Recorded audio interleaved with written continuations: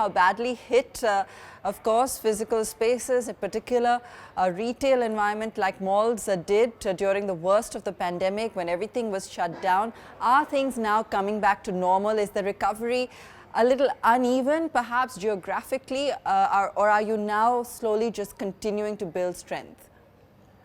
So, great question. In Delhi NCR, even after the first wave, we did see consumers coming back. And by February, March, we had by and large come to around 90% of previous levels. But after the second wave, recovery has been much quicker. I mean, August, we were back on track, and luxury, especially when I talk about it, what I see is that because the international travel has been restrictive the past year and a half, we're seeing two very interesting trends in the brick and mortar space. Okay. At Emporio and Chanakya, we're actually seeing newer lot of consumers who would only shop overseas. Now they are coming in and experiencing domestic luxury, and they're finding it extremely good in terms of both pricing as well as in terms of the kind of merchandise and the trends. And here the brands also, brands like Chanel, LV, they did a great thing by reaching out to the Indian HNIs who used to shop in, say, a Dubai or a London, and they reached out to them. And, today, I can say very clearly that we are over the 1920 levels where international luxury is concerned. That's clearly something that has done well, and the trends are looking very good. And as they say, post-pandemic luxury definitely sort of surges up, and economically, that's what we are seeing now as a trend. Having said that, what is not done as well and what can do better is the Indian designers. Okay. Now, wedding is a very big part of luxury also, and luxury spends. And weddings have been restricted to 50 to 200 or 100. And so the depth of purchase has gone higher. People have started buying jewelry. So at Emporio, we introduced around 12 jewelers. And though they have done phenomenal business, even between the first and the second lockdown and even now. But when it comes to the Indian designers, they have had a pretty rough run for the past year without any weddings happening and people, buying wedding clothes, large weddings happening. That had become restricted. Okay. So one is hoping that with the season and the events getting a nod from the government side, even Indian designers will start doing good business because the demand is certainly there. Right. Jatin, talking about demand, clearly the pandemic has lent a fillip to used cars, and in the luxury space as well. You've seen phenomenal demand. Tell us a little bit more about that, because it does initially surprise that people are still going out and spending money on luxury cars. What do you feel they're looking for? Why do you feel demand has gone up at a time like this? See, if you talk about Indians as a race, we all believe in saving a lot. And probably our saving rate would be the highest in the world, amongst the highest, I would say. So after the pandemic, I think the trend and the mentality and the psychology has changed towards, instead of saving a lot, probably you should start enjoying life as well. Okay. And that's what I've always been saying. In the first COVID wave also, when you think what we've seen, or that's my personal opinion, when your life is not predictable, might as well live your life here. I would not say king size, but at least start living your life. So that is something which we've seen. And because of that, a very new trend which I've seen is the supply is a constraint, sales is not a constraint anymore. So if I have demand for 10 cars, I only have supply for 5.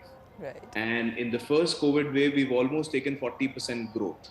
So even in the new car space, the availability the availability is definitely a challenge in the new car business as well because of semiconductor shortfall, and a lot of manufacturers are struggling. The discounts have totally wiped out of the market, so people don't talk about discounts anymore.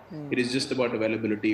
If the availability is there, discount is not the question. Otherwise, the automotive scene till about 2 years back was always about who gives a better discount, gets more sales, and goes on. So that is a huge trend which we've seen towards. There's a huge shift there, and definitely the market is going up, and we want this trend to continue. Jatin, Talk to us about some of the key trends that have emerged that you think are also going to continue now well into the future. And also, what perhaps is your USP in the evolving landscape currently? So the new trend, which we've seen over the last 1.5 years, is the digital space. Yeah. And that has grown multifolds. So people who were already had a strong digital presence have definitely got a lot of advantage, because earlier, about a year back, people were not very comfortable towards going out of their houses or their offices, or probably going to a public space.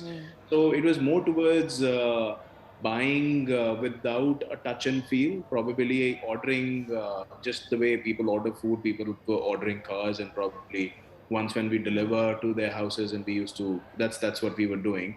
And this is the biggest trend which has changed. So this, I think, digitally we've advanced ourselves at least a couple of years down the line. So I would say probably, if without the pandemic, we would have probably reached in the year 2025, which has been achieved in 2021.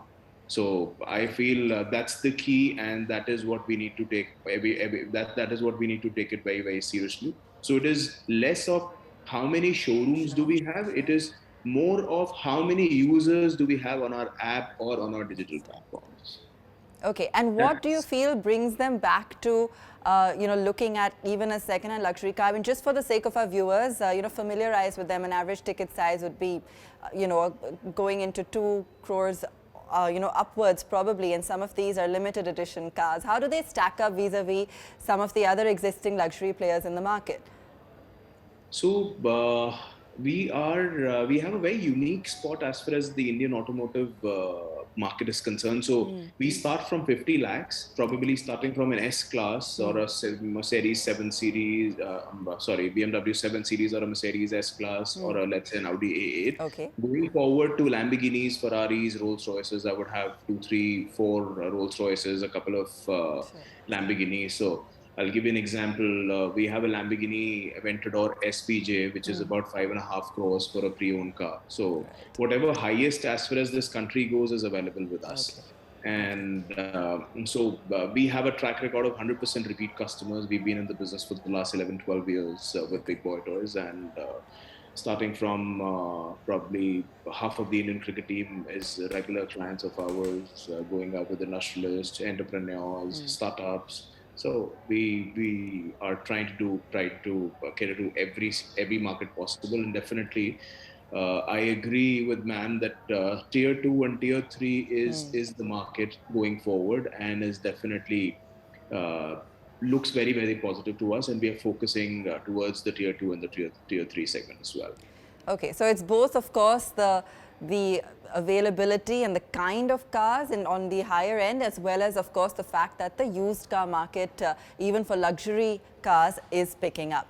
Pushpa, on the malls front, a lot was said earlier about how retail was dead, luxury was dead, particularly at the peak of the pandemic, and that's clearly, visibly not so with things bouncing back.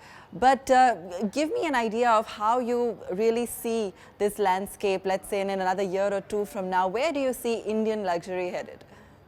So, interestingly, with the kind of response that the consumers gave, having on a Monday or a Tuesday, you come into Emporio, you actually see queues outside a Kochi or a Reliance, which is really quite telling. And, because there is limited entry into the space, and so people are planning their purchase. Okay. So the way I look at the trend is people would look and engage digitally first. Okay. They would look at what's happening and what's the kind of if they have to choose a bag, they would know by and large the kind of bag that they would like to go for, and because they would have explored digitally, and then they would have come into our spaces. But with that, what's happening is the depth, or consumers are coming in planned, and hence they are buying, and the conversions are, rather high at this point. So that's another trend that I see. But beyond this, what's going to happen is with whatever is happening in China now. Earlier, people, let's say luxury brands which are from Europe, they would look at China and then an India entry. I think the time has come where they will actually look at looking India as a market, especially after seeing what we have done post this pandemic and the kind of revenue numbers that these luxury brands have created. We are seeing newer interests from the brands themselves. That I think is the new trend. So a year from now, you should see more brands. We are in talks with quite a few brands for both Emporio and the Chanakya, and possibly a very large store as well. So what we would like to see is that within a year, year and a half, a lot more depth in purchase, many more choices for consumers when it comes to luxury. And secondly, also the brands would look at price parity across the world in a more serious fashion than what they have done so far, because they have understood that India as a market should also be viewed as seriously as they have viewed a few other markets in Asia. So I'm sure that they would also look at it seriously. For example, certain brands, if they are on a franchise arrangement now, they are seriously considering doing joint ventures or entering on their own. So these are all good boardings for Indian luxury. And we do believe that both quality and number of brands as a choice is going to go up. Wonderful. Thank you both so much for joining us today on BT Brainstorm. Great chatting with you and getting an insight into some of the trends that are shaping the luxury industry here in India. It gives me great pleasure to be in conversation today with none other than Darshan Mehta of Reliance Brands. Darshan, thank you so much for joining us. Lovely to meet you. I know how hard it is to catch you, so it's great to get a chance to sit down and hear at the corporate office, which is a wonderful space. Thank you. Buzzing, so gives us an insight into all the energy and action that's taking place at RBL. Tell us a little bit, Darshan, into the journey and how it's come together. I mean, today you have so many brands under your belt and a huge consortium of brands across the board. It's very difficult, to find, another player in the space. And I know there are others, but one that has this kind of collection of brands. We call it the jewel box. Yes. And we have unique pieces in the jewel box. We have our solitaires and we have the special pieces, all of that, etc. Don't ask me which is a solitaire. Okay, it's not fair. But I mean, it's obviously very fulfilling and yet very exciting, because at times when you look in the rearview mirror and see, how far and how long we have come, it's obviously very satisfying. But when I look at the windshield and see where we are going, I think there's far more exciting ahead. So it's a toggle between the two. 2021, we completed 11 years since the time we opened the first store. Right. And about 13 years since I started the company. Here we are.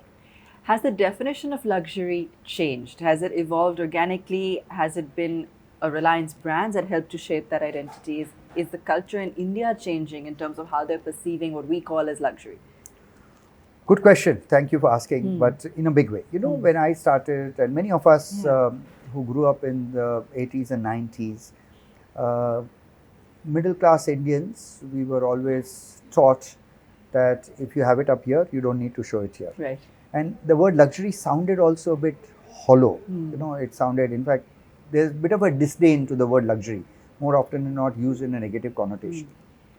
I think through lots of storytelling, because luxury is about heritage, it's about history, it's about all the efforts that have gone into a lovely dress or a pair of shoes, all of that, etc. And doing it consistently, we've now seen a full swoop where customers come and actually talk about what's gone into a beautiful jacket, or what's gone into a particular denim that someone's wearing. And understand, as I said, a combination of the artisanality, the contemporariness, and at multiple levels, at the fabric level, at the stitching level, all of that, etc. So the theatre and the storytelling that luxury puts up, has actually paid off. I mean, we did see some hit in COVID, but of course, have we bounced back significantly? As you said, there has been some adoption online, but when it comes to the luxury experience, how does one compensate for that if they're not able to really go into a store and really live it? No, absolutely. And I don't think it will ever be substitutable. I think in a country of the scale and size of India, more importantly, finding people with the purchasing power and the aspiration to spend, a combination of two, is like finding needles in a haystack. You know, so we all know there are pockets of rich people from Coimbatore to Ludhiana to Guwahati to Vizag to Surat. You know, I can name cities. Physical retail and all the associated theatre with that is going to take a long time, because unlike the Western worlds, we've not had the infrastructure build out of retail that's happened in this country, which we are all aware. And that's where the online plays a role. So online plays an additive role. Most people think that it is playing a cannibalization role. Certainly that's not the case. So the initial familiarization of the brand and all the backdrop, and as I said, all the interesting history happens offline. And then gradually, when you're familiar with your bodegas and familiar with your chews and familiar with your kanalis or the zenias, etc., you don't mind buying a wallet or something you want to gift online. If you look at a Superdry equivalent or Gaz jeans or a Steve Madden shoes, in any case, people are not saying, "Oh, I'll buy my next Steve Madden when I go to Dubai."